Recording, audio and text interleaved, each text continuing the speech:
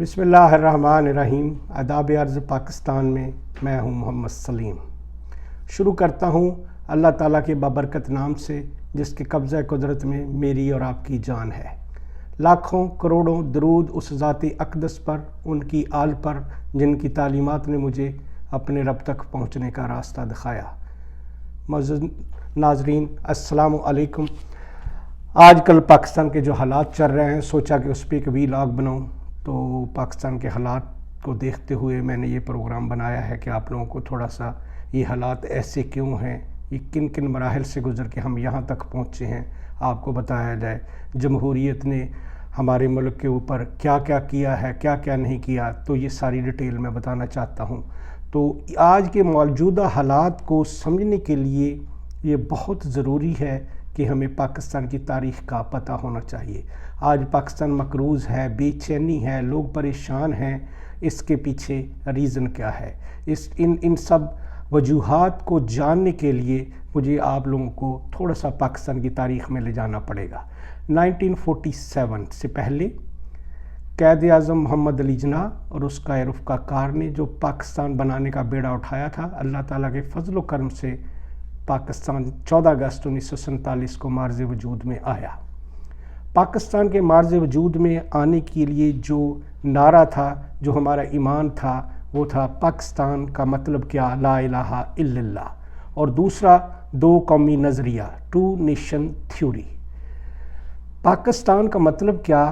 لا الہ الا اللہ کا نعرہ صرف نعرہ نہیں تھا، وہ مسلمانان ہند کے دل کی آواز تھی، قائد اعظم کی ولولہ انگیز قیادت کا روب تھا، علامہ اقبال کی تعلیمات کا صلہ تھا۔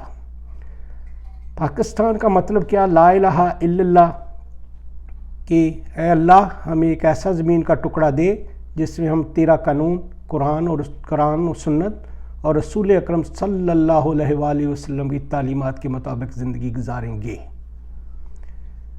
ہم آزاد ہوں گے، ہم اپنے رب، اپنے رسول کی عبادت کریں گے۔ دوسرا نعرہ جو تھا، وہ دوسری مسلمانان ہند کے دلوں کی جو آواز تھی، وہ یہ تھی دو قومی نظریہ۔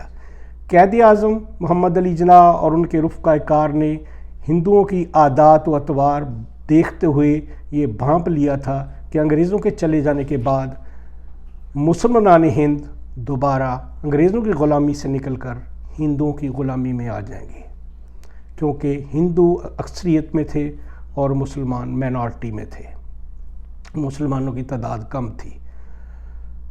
1947 14 اگست کو پاکستان مارز وجود میں آ گیا، اللہ کا شکر ادا کیا، 27 رمضان کی رات تھی۔ پھر تقریباً 1 سال کے بعد قائد اعظم محمد علی جناح بابا قوم کو شہید کر دیا جاتا ہے۔ ان کے لیے شہید کا لفظ میں اس لیے یوز کروں گا، استعمال کروں گا، کیونکہ وہ بیمار تھے اور ان کی ایمبولینس کو، پرانی ایمبولینس کو جان بوجھ کر ہاسپٹل لے جانے سے روکا گیا، ان کے راستے کو لمحہ کیا گیا اور ان کو ہاسپٹل پہنچنے سے پہلے ہی وہ اللہ تعالیٰ کو پیارے ہو گئے۔ تو یہ اس کے پیچھے وہ مائنڈ سیٹ تھا جو میں آگے جا کے آپ لوگوں کو بتاؤں گا۔ قائد کی موت کے بعد جب قائد اعظم محمد علی جناح کی بہن محترمہ فاطمہ جناح مادر ملت نے اپنے شکوک و شبہات ظاہر کیے قائد کی موت کے بارے میں، تو ان کے اوپر 1948 سے لے کر 1951 تک پابندی لگا دی گئی۔ محترمہ فاطمہ جناح کے بارے میں شاید کم لوگ جانتے ہیں، وہ ایک پڑھی لکھی خاتون تھیں۔ انہوں نے 1923 میں کلکتہ یونیورسٹی سے DDS کی ڈگری حاصل کی تھی۔ وہ ایک ڈینٹل سرجن تھی۔ اگر وہ چاہتی اپنے بھائی قائد اعظم محمد علی جناح کے ساتھ مل کر متحدہ ہندوستان میں، یا پھر ہمارے آج کے سیاستدانوں کی طرح انگلینڈ میں جا کر بہت خوشحال زندگی گزار سکتی تھیں، لیکن ان عظیم ہستیوں کو پاکستان کا مطلب کیا؟ لا الہ الا اللہ کا مطلب سمجھ آ گیا تھا، اس لیے وہ سب کچھ چھوڑ چھاڑ کر پاکستان آ گئے۔ جب انہوں نے 1948 11 ستمبر میں بابا قوم کی وفات کے بارے میں اپنے شکوک و شبہات ظاہر کیے، بتائے، تو ان کی ریڈیو پہ تقریر کرنے پہ پابندی لگا دی گئی، جو کہ 1951 میں ان کو ریڈیو پاکستان پہ تقریر کرنے کا موقع دیا گیا، لیکن وہ بھی بہت زیادہ سینسر کی گئی۔ Times of America, Times magazine of USA یہ بات لکھتے ہیں کہ ان کی speech it was heavily censored. اس کے بعد فاطمہ جناح گوشہ نشینی اختیار کر لیتی ہیں، سائڈ پہ چلی جاتی ہیں۔ پھر فاطمہ جناح کے بعد 16 اکتوبر 1951 میں لیاقت علی خان کو بھی راولپنڈی میں ایک جلسے میں، ایک ریلی میں گولی مار دی جاتی ہے اور ان کو شہید کر دیا جاتا ہے۔ میں سمجھتا ہوں یہ وہ مائنڈ سیٹ ہے جو انگریزوں نے یہاں چھوڑا تھا۔ انگریزوں نے اپنے جو جاگیردار چھوڑے تھے، جو اپنی زمینیں چھوڑیں، زمینوں کے مالک چھوڑے تھے، اپنے وفادار چھوڑے تھے، یہ مائنڈ سیٹ نہیں چاہتا تھا، یہ سوچ نہیں چاہتی تھی کہ پاکستان ایک اسلامی فلاحی مملکت بنے۔ اس لیے انہوں نے پاکستان کا مطلب کیا، دو قومی نظریہ، ان دونوں کو مد نظر رکھتے ہوئے لیاقت علی خان اور بابا قوم قائد اعظم محمد علی جناح سے جان چھڑا لی۔ میں سمجھتا ہوں پاکستان کا مطلب کیا، لا الہ الا اللہ کا نعرہ اسی دن بحیرہ عرب میں غرق ہو گیا تھا۔ اس کے بعد یہ ملک ان لوگوں کے ہاتھ چڑھا جو انگریزوں کے وفادار تھے، جنہوں نے اپنی چھوٹی چھوٹی غداریاں کر کے، ان کی خدمتیں کر کے ان سے جاگیریں لیں، بڑے بڑے مربے لیے۔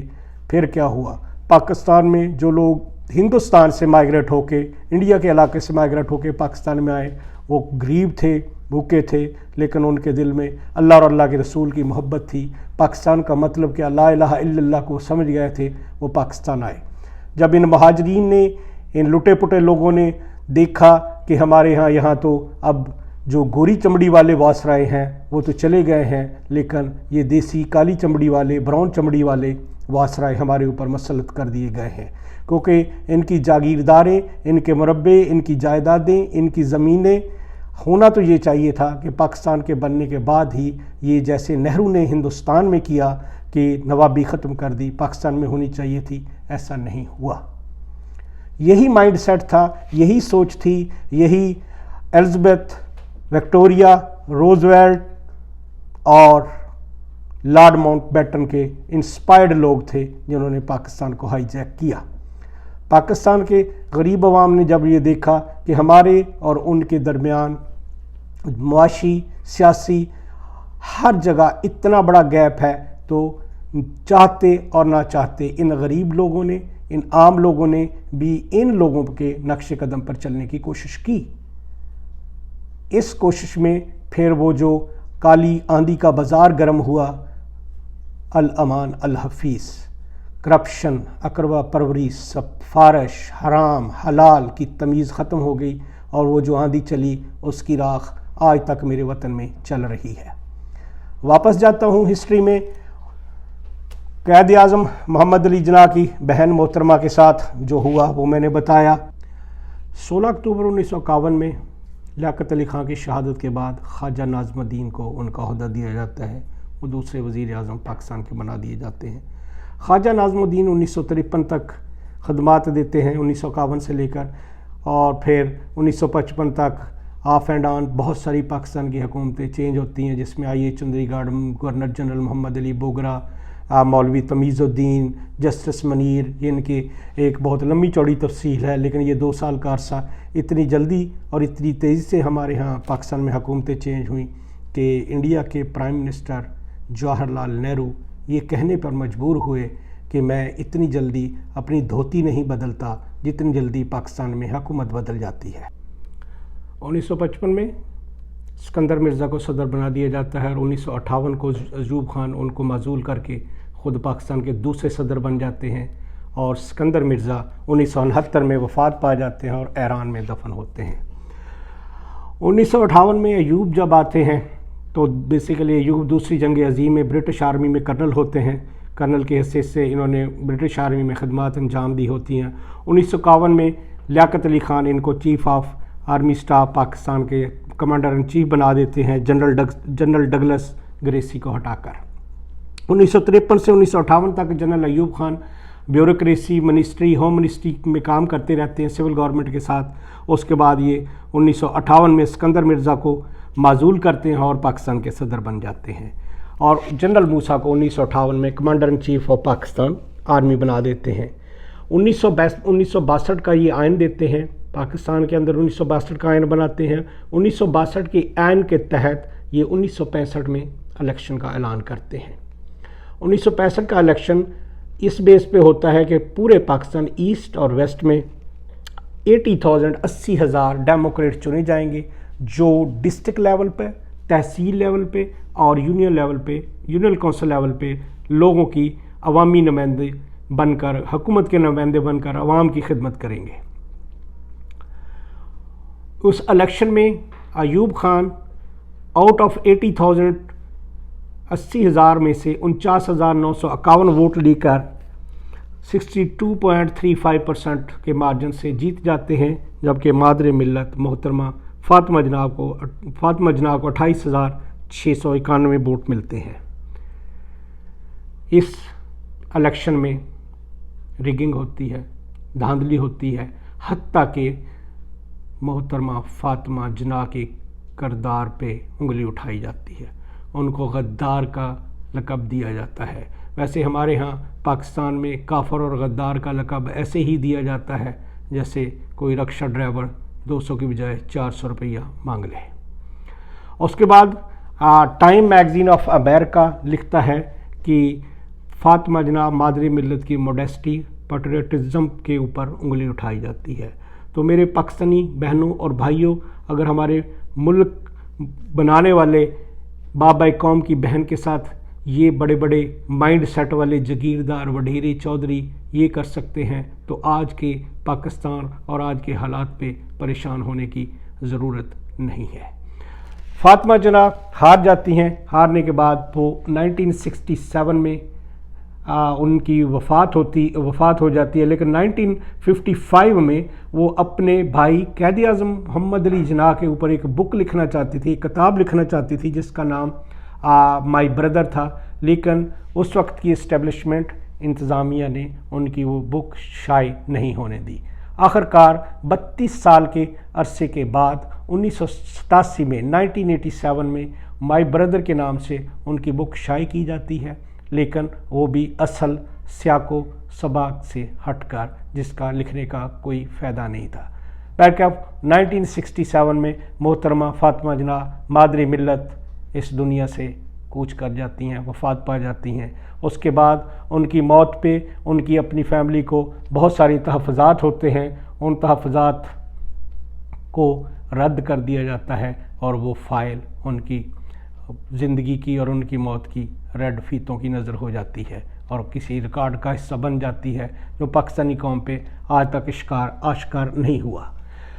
1965 में इलेक्शन जीतने के बाद अयूब खान पाकिस्तान की हिंदुस्तान के साथ 65 की जंग लड़ते हैं।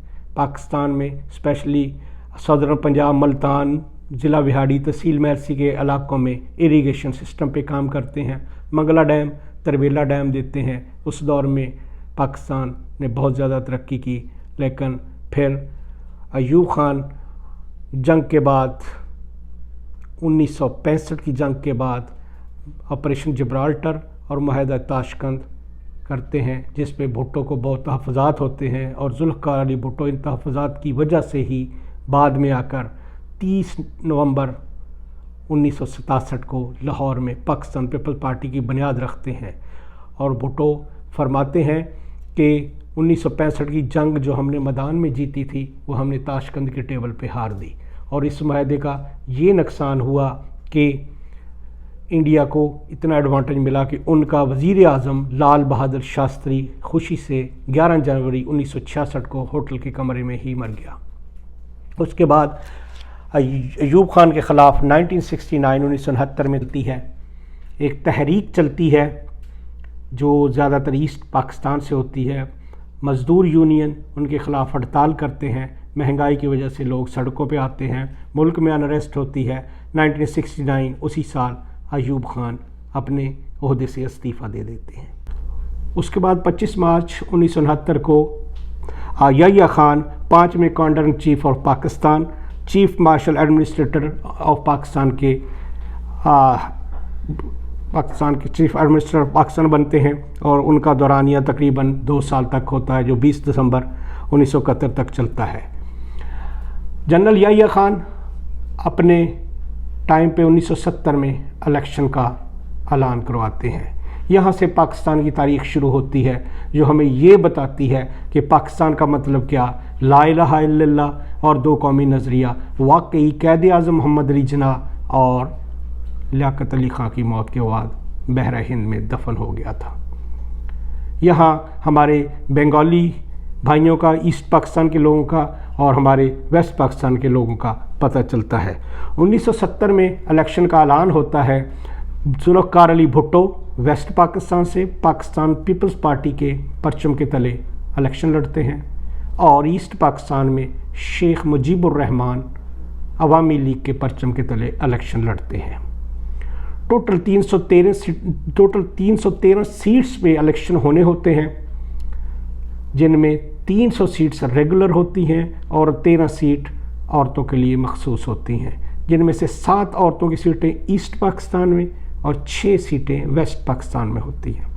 इलेक्शन होते हैं ईस्ट पाकिस्तान में, अवामी league Sheikh Mujibur Rahman clean sweep करते हैं। 7 औरत की सीटों समेत वो 167 सीटें जीत जाते हैं और पाकिस्तान पीपल्स पार्टी को ईस्ट पाकिस्तान से कोई सीट नहीं मिलती। इसी तरह जुल्फ़िकार अली भुट्टो वेस्ट पाकिस्तान में मेजॉरिटी में 81 सीट्स लेते हैं, जिनमें 5 सीटें औरतों की भी शामिल होती हैं, तो जुल्फ़िकार अली भुट्टो 86 सीटें लेते हैं। अब होना तो ये चाहिए था कि शेख मुजीबुर रहमान या अवामी लीग को ये दावत दी जाती कि आप मेजॉरिटी पार्टी हैं और सेंटर में आप हुकूमत बनाएं, लेकिन ऐसा नहीं हुआ। जुल्फ़िकार अली भुट्टो और याह्या खान टाल मटोल करते रहे। जब शेख मुजीबुर रहमान ने ये देखा कि उसकी हुकूमत नहीं बन रही, तो उसने अलहदगी की तहरीक शुरू की ईस्ट पाकिस्तान में। जब शेख मुजीबुर रहमान ने ईस्ट पाकिस्तान में अलहदगी की तहरीक शुरू की, हिंदुस्तान जिसकी प्राइम मिनिस्टर इंदिरा गांधी थी, उन्होंने मुकम्मल तौर पर मुजीबुर रहमान को सपोर्ट किया, मुक्ति बहानी बनाई, पाकिस्तान आर्मी के ख़िलाफ़ साजिशें हुई। वो जो कुछ Pakistan army general Arora, general Niazi के साथ हुआ, वो एक तारीख़ का हिस्सा है, मुझे यहाँ उसे एक्सप्लेन करने की ज़रूरत नहीं है। इसी दौरान पाकिस्तान वेस्ट पाकिस्तान में अनरेस्ट रही और 20 दिसंबर 1971 को याह्या खान ने इस्तीफ़ा दे दिया। ठीक 6 दिन के बाद 26 दिसंबर 1971 सकूत ढाका हो जाता है। अब ईस्ट पाकिस्तान बांग्लादेश बनकर दुनिया के नक्शे पर उभरता है और इस मौके पर इंदिरा गांधी वज़ीर आज़म हिंदुस्तान फरमाती हैं कि आज हमने 2 कौमी नज़रिया बहरा हिंद में गर्क कर दिया। इंशाअल्लाह इसके बाद पाकिस्तान की तारीख़ में क्या होता है, पाकिस्तान के ये वडेरे, ये जागीरदार, ये बड़े बड़े लैंडलॉर्ड पाकिस्तान के साथ किस तरह खलवाड़ करते हैं, अगले व्लॉग में बताऊंगा। अल्लाह ताला पाकिस्तान का हामी और नासर हो। आप मुझे याद रखिएगा, मैं आपको याद रखूँगा। अपनी दुआओं में, अपने सजदों में पाकिस्तान पाइंदाबाद। अस्सलामु अलैकुम।